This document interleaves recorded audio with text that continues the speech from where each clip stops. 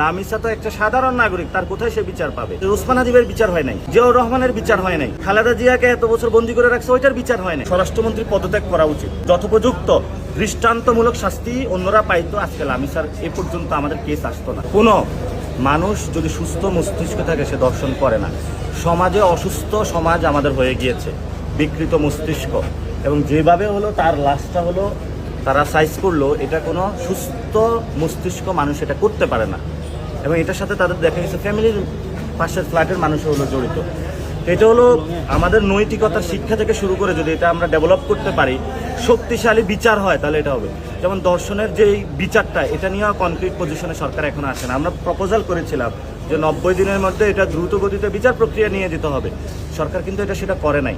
এখন স্বরাষ্ট্রমন্ত্রী এটাতে ওই ফ্যামিলির সাথে একটু দেখা করা প্রয়োজন, এবং সেটা নিয়ে আজকেই তাদেরকে ঘোষণা দেওয়া দরকার যে আমরা হলো ধর্ষণের সর্বোচ্চ বিচার বাংলাদেশে নিশ্চিত করবো ইনশাআল্লাহ।